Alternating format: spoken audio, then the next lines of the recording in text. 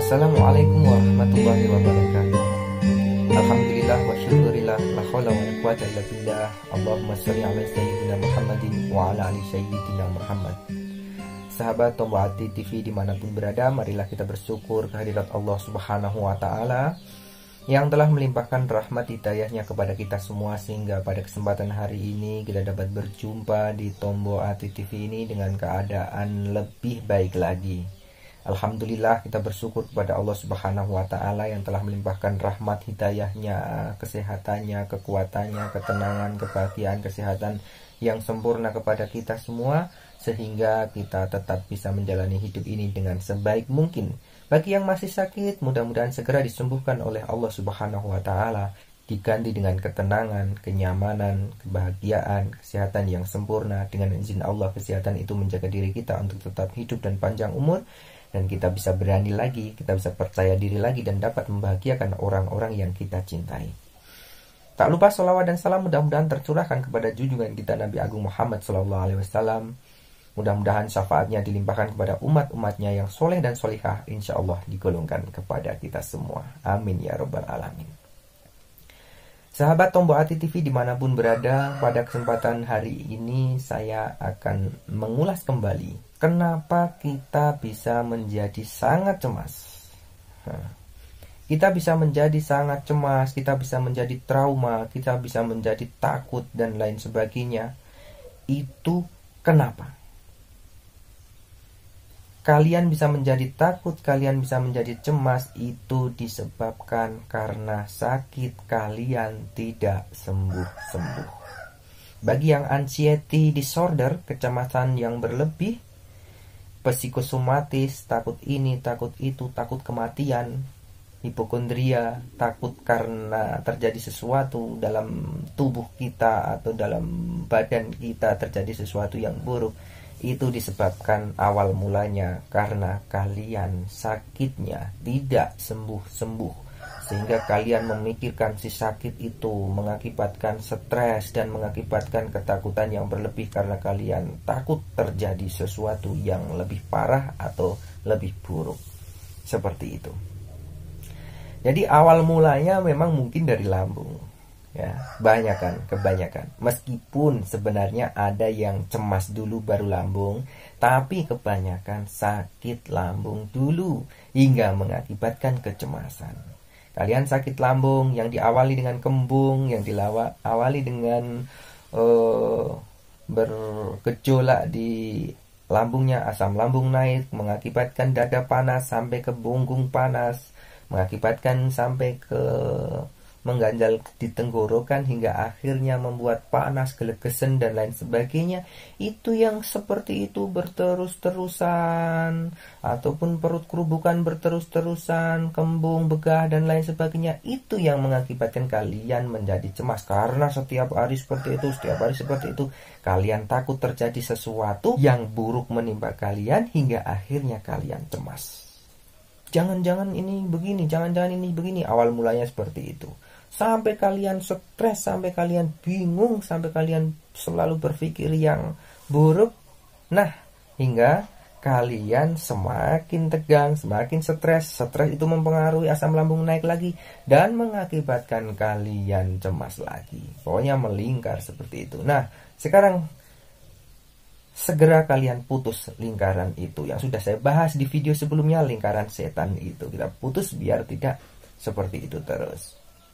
Asam lambung naik mengenai bagian kecerati kalau orang Jawa. Ya kalau ilmuwan sekarang Amandela mungkin ya. Amandela memberi sinyal buruk ke otak. Wah, ini akan terjadi sesuatu, ini akan terjadi sesuatu. Hati-hati. Sudah diprogram seperti itu. Kita berterima kasih kepada Allah yang membuat kita itu ada semacam kecerati atau semacam Amandela itu yang memberi sinyal ke otak. Seperti itu adalah anugerah dari Allah. Jadi kalau terjadi sesuatu yang tidak normal pada tubuh kita, maka kita akan memberi sinyal ke otak, wah ini kamu ini kadang tidak baik-baik saja, seperti itu. Nah kalau seperti itu ya kita harus segera mencari solusinya. Solusinya bagaimana? Kalau orang yang sudah anxiety psikosomatis seperti itu, solusinya ya periksa ke dokter. Solusinya orang yang kena asam lambung, periksa ke dokter, mencari orang pinter, kayak gitu, periksa Setelah kalian periksa, diindikasi apa? Karena gejala asam lambung ini teman-teman, ini hampir sama dengan gejala jantung. Hampir sama, bukan berarti jantung. Karena mengakibatkan jantung berdebar. Jangan-jangan ini saya sakit jantung. Jangan-jangan ini saya. Seperti itu. Nah, itu kalian harus periksa ke dokter dulu. Kalau sudah diindikasi oleh dokter bahwasanya itu kalian hanya asam lambung yang naik, yang mengakibatkan jantungnya berdebar seperti itu kalian harus percaya. Dokter itu pintar, sekolahnya mahal, lama, bukan seperti kita yang cari-cari di Google, wah ciri-ciri sakit jantung, ciri-ciri stroke, ciri-ciri kayak gini. Itu harus dihindari karena bukan kapasitas kita untuk mempelajari itu, dan waktunya pun tidak cukup, dan kalian dituntut dengan pikiran-pikiran yang memacu atau menuntut kalian untuk mencari saya itu bagaimana. Percaya dengan dokter, sudah kemana-mana, sudah ke dokter A, B, C dan lain sebagainya. Kalian diindikasi lambung, ya udah, lambung ya udah kita terima. Oh ternyata saya itu asam lambung naik, ya sudah. Kita percaya, berarti kita tidak percaya kalau jantung yang berdebar kayak gini-gini hampir mirip dengan penyakit jantung. Tidak, ini hanya dari lambung. Memang cirinya seperti ini dan aku akan baik-baik saja. Seperti itu. Kalau kalian sudah bisa menerima, kalian sudah bisa menyerahkan kepada Allah, kan kita harus menerima, menyerahkan kepada Allah. Yang dulu sebenarnya teman-teman, saya bisa bicara seperti ini karena saya mengalaminya. Dan saya dulu sempat bingung, saya sempat opnam, saya hampir 2 tahun saya mengalami seperti itu, yang setiap hari cemas, jenuh, semuanya saya alami seperti yang kalian rasakan. Nah, iya kan? Kalian takut mati, kalian takut bendera putih, kalian takut ambulan, kalian takut berita buruk, apalagi corona, ya toh? Terus kalian takut banyak sekali, ya.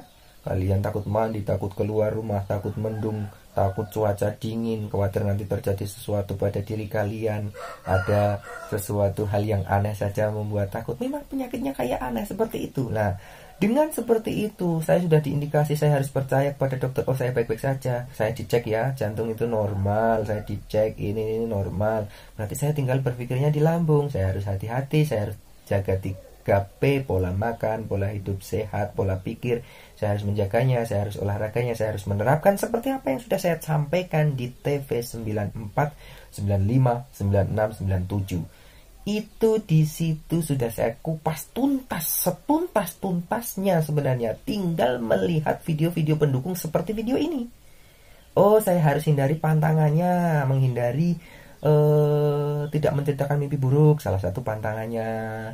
Terus melihat berita buruk, melihat berita kriminal, melihat berita corona, melihat sesuatu hal yang negatif, kita hilangkan, kita ganti dengan memperbaiki diri kita, belajar kita menjadi orang baik, belajar menjadi bapak yang baik, belajar menjadi anak yang baik, belajar menjadi ibu yang baik, belajar menjadi orang yang lebih baik lagi. Terserahmu ya Allah, aku menerima. Inna solati wa nusuki wa mayahya wa mamatillahi rabbil alamin, semuanya aku serahkan kepada Engkau ya Allah. Terserahmu, aku ikhlas. Aku tetap bersyukur kepadamu. Aku menerima ketentuanmu. Aku ikhlas ya Allah. Aku masih bisa melihat, terima kasih. Aku masih bisa mendengar, terima kasih. Aku masih bisa bernapas, terima kasih. Masih banyak lagi nikmat-nikmatmu ya Allah. Dengan sakit ini akan membuat aku lebih baik lagi. Aku lebih dekat kepada Engkau. Insya Allah mengurangi dosa-dosaku, karena dosaku banyak sekali ya Allah. Menyadari seperti itu karena setiap turunan Bani Adam mempunyai dosa. Qalu Bani Adam khotoun. Seperti itu, kita mempunyai dosa, kita serahkan kepada Allah. Kita mengadu kepada Allah yang maha agung, yang maha pengampun, karena tidak ada Tuhan selain Allah yang bisa mengampuni dosa-dosa kita. Faghfirli fa innahu la yaghfiru dzunuba illa anta. Kita serahkan kepada Allah, kita selalu berzikir kepada Allah untuk menenangkan diri, kita selalu berselawat kepada Rasulullah SAW untuk mendapatkan syafaatnya agar selamat di dunia wal akhirah. Kita selalu berzikir karena Allah bidzikrillah tatmainul qulub, menenangkan hati kita berzikir. Dan insya Allah kita akan diridhoi. Kita selalu berusaha untuk lebih baik lagi, kita akan diridhoi. Kita akan diizinkan lagi untuk hidup lebih berumur panjang, bermanfaat, bisa membahagiakan orang-orang yang kita cintai. Aku akan membahagiakan keluargaku ya Allah. Aku akan membahagiakan lingkunganku ya Allah. Aku akan membahagiakan anak istriku. keturunanku, aku akan menjadi orang yang bermanfaat. Masih banyak orang yang mengharapkanku ya Allah. Izinkanku untuk kuat ya Allah, izinkanku untuk bangkit ya Allah. Aku tidak mempedulikan sensasi-sensasi lagi. Sensasi-sensasi lagi ini tuh wajar ya Allah. Sensasi-sensasi ini wajar yang diberikan kepada umat manusia yang masih hidup. Orang sehat, orang normal pun merasakan sensasi seperti ini. Hanya saja aku yang terlalu menjadi sok pinter, mencari-cari saya kenapa, mencari-cari saya seperti ini. Saya takut seperti ini, saya takut aku nggak bisa menjaga anak, saya takut aku nggak bisa menjaga keluargaku. Padahal itu urusanmu ya Allah. Semakin aku berserah diri kepada Engkau, maka Engkau akan mengurusnya. Dan aku pun akan Engkau urus, dan aku akan Engkau beri titipan ini, dan aku akan bisa menjaganya, dan aku akan bisa membahagiakannya. Ya Allah, terserahmu, aku serahkan jiwa dan ragaku kepada Engkau. Aku berserah diri kepada Engkau ya Allah. Terima kasih ya Allah. Aku bersyukur dan berterima kasih. Aku sangat-sangat gembira dan bahagia. Aku sehat sempurna dengan izin-Mu ya Allah. Kesehatanku menjaga diriku untuk tetap hidup dan panjang umur. Terima kasih ya Allah. Izinkanlah kami untuk membahagiakan orang-orang yang kami cintai. Izinkanlah kami untuk mendapatkan rezeki-Mu, rezeki yang melimpah, rezeki yang kata, yang bisa untuk beribadah dengan lebih baik lagi. Terima kasih ya Allah. Aku bersyukur dan berterima kasih sekali lagi. Terima kasih ya Allah. Seperti itu. Ucapkan kalimat-kalimat baik, jangan berprasangka buruk, jangan mengucapkan kalimat-kalimat yang buruk, jangan mengucapkan kalimat-kalimat yang tidak semangat. Ditanya apakah sudah sembuh, jawab sudah sembuh. Ditanya apakah sudah baik, saya sudah baik, saya baik-baik saja. Orang yang sudah berani mengatakan aku baik-baik saja, aku sehat, aku sukses, aku berani, aku percaya diri. Orang yang sudah bisa mengatakan seperti itu, insya Allah sebentar lagi kalian akan segera sembuh dan akan diganti dengan kebaikan-kebaikan yang lain. Mungkin itu yang bisa saya sampaikan pada kesempatan hari ini. Mudah-mudahan kalian semua dimanapun, mudah-mudahan kalian semua dimanapun berada, segera diberi kebaikan, diberi kesembuhan, dinormalkan kembali, dan percayalah Allah sangat cukup untuk kita semua. Saya kira demikian. Sampai jumpa di video selanjutnya. Assalamualaikum warahmatullahi wabarakatuh.